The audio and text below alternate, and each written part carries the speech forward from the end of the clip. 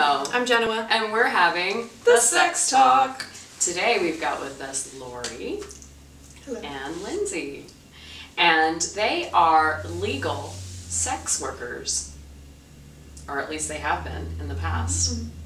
So we're going to have a conversation today about what that's like, the pros and cons, the positive experiences, maybe some negative ones, I don't know, but I know I have a lot of questions. Even some tidbits that maybe you don't know about working in the legal sex industry. Absolutely. So where do we start? So why don't you guys tell us about maybe how you guys got started in the sex industry? Who got started first? That would be me. I started dancing when I was 19, and I danced on and off for like 5 years, and then she was interested. She met a madam of the Mustang Ranch and Wild Horse Resort, and she was interested in thinking about joining, and I convinced her to join the brothel and to become a legal prostitute.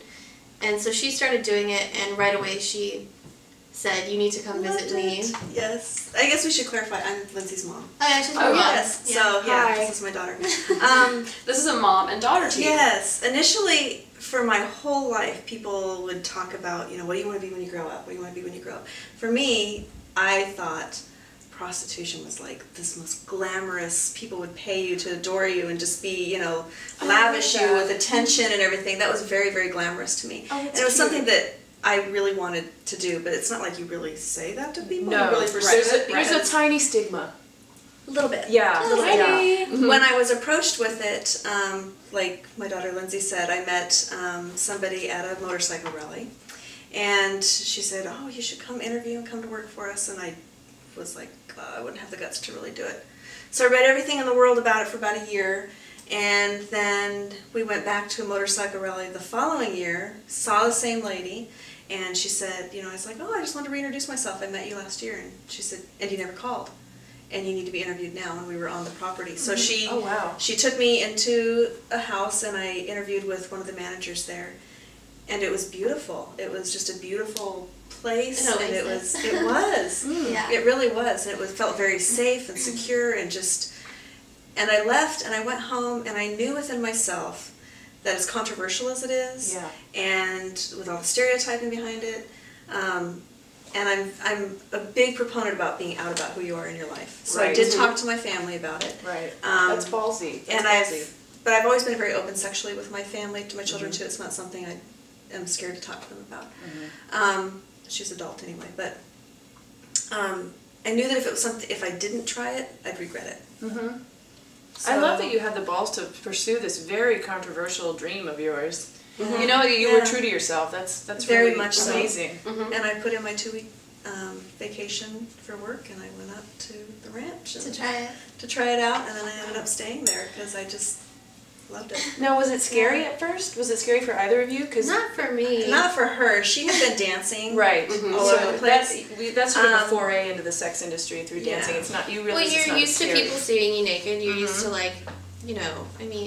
when you're dancing, whether you want it or not, guys are going to orgasm with their clothes on while you're simulating on. sex, right?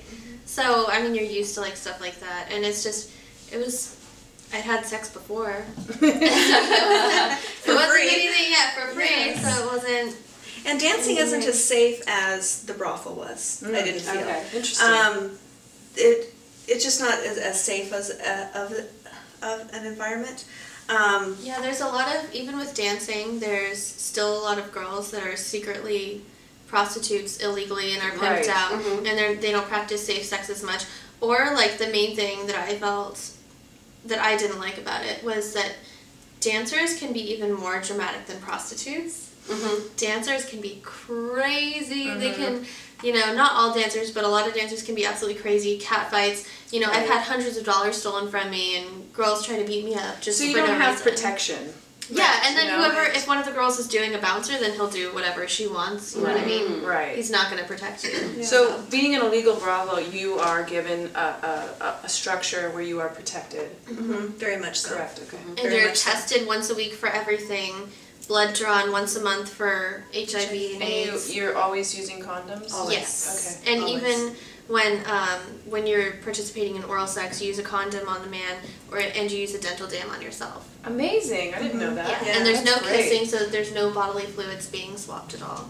Wow, I didn't know that. And one thing about the dancers that I've noticed is most dancers are doing it, a lot of it for the performance. Yes, they want attention. They want attention. That's going to add They to get the on job. the stage, so they do want attention, whereas... And that's not a negative, oh, I just want attention, but some of them like an actor. Well, they get, like and I being think there, and you they get would your ego probably fed. get hungry for it, sure. Hey. Yeah. No, I didn't mean it like in a Your negative son's an sense. actor. Yeah. And we're sitting with one. No, but so. when you have a whole staff of people who are desperate for attention, which can happen, then it could cause a lot of problems. Yeah. You know, absolutely. Yeah. So I love that you were protected in having this brothel. Well, she had been dancing, and I had gone to work at the brothel, and I stayed. She came to see me for lunch one day, and I told her...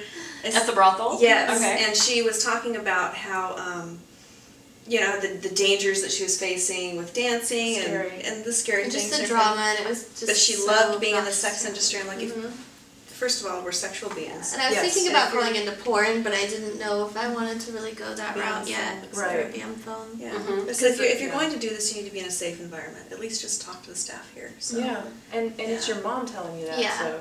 And then my first Which is week, very I made controversial like, to a lot of people. Absolutely. So But- did you guys work on the same shift? No. Okay. No, we worked Different opposite clientele. shifts. Yeah. And have you Okay. ever worked together? No. We've worked at the same time, like But no. overlapped. Yeah. But yeah, she has a completely different clientele than I would have. You know, she's got. And do you have boundaries around that because of your mother-daughter relationship That about would be what, just a little weird. what you're willing to do? Yeah. I mean, do Yeah. they put you in the same lineup?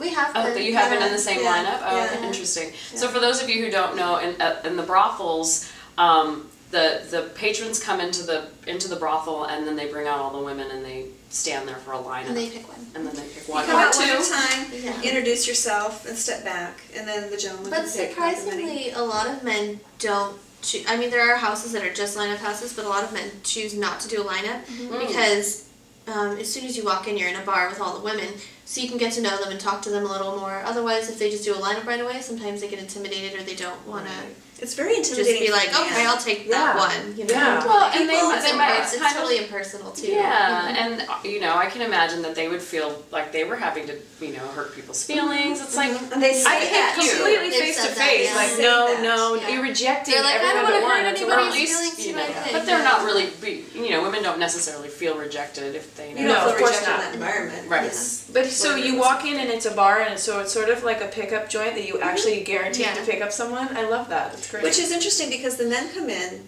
believing that they call the shots because they can have their fantasies fulfilled, they can have their pick of whoever they want. Right. But they're very intimidated because they know that once they put that out there and they say, okay, can we go back and negotiate and talk about what I like to do, they're not going to be met with like, oh my God, what's wrong with you? No. They're going to be met with, okay, Yes. you know, let's do this. But they And still make- want the girls to genuinely like them and be Of course. attracted to them. So you have to be on, and it's Yeah. not difficult to do actually. No. You can always find Because- something attractive about somebody, Absolutely. like whether it's something about their personality or their physical appearance. And it's so much easier to have sex with someone who's nice and who's a gentleman And than most with of the someone men- who's a jerk and who's good Yeah, looking. and most of the men that come in through are very genuinely kind.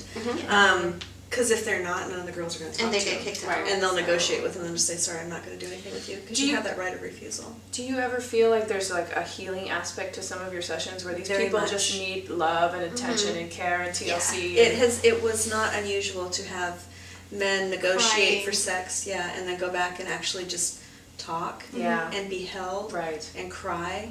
Yeah. A lot of them have had like relatives that have just died, Mm-hmm. or their just wife seeking comfort. won't sleep with them and is Right. like verbally abusive to them. A lot of them love their wives and want to stay with their wives, but their wives don't want to have sex, and so in order to stay with their wives but still get their socks off, they go out and they seek where they can be loved physically and then go back home. Or they have a fetish that's really a big deal to them Right. that They can't share. their partner is afraid. Absolutely. You know, they have put it out there and their partner And just that's one thing I really think should be talked about in the sex industry is that it's not even really about sex. There's so much more going on there, so much more healing, and that you guys are facilitating healing for people that desperately need it. Yeah. And that's important. And there's this whole stigma about the sex industry, and it's not even about what it's about. Right. You know, right. what people think it's about. Yeah. Right. And the women that work there are very smart, very A lot of them have college degrees. beautiful inside and out, very kind. It's not, you know, you hear people talk about, oh, those poor women that work in this industry. Always, and, always. and they We have don't such, have him. you know, they have such low Yeah. self-esteem, so Yeah. how could you put yourself through that? It's the most empowering, honest work Yes. Yeah. I feel like I've ever done.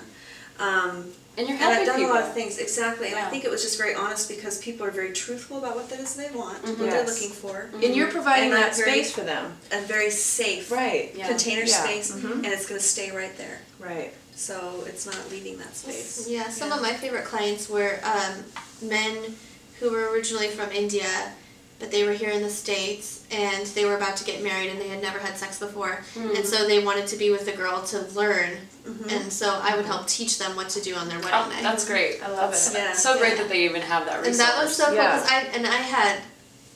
that was a lot of my big clientele, and then the Indian men would go and they'd tell their friends. Yeah, and I would never negotiate a price with a virgin.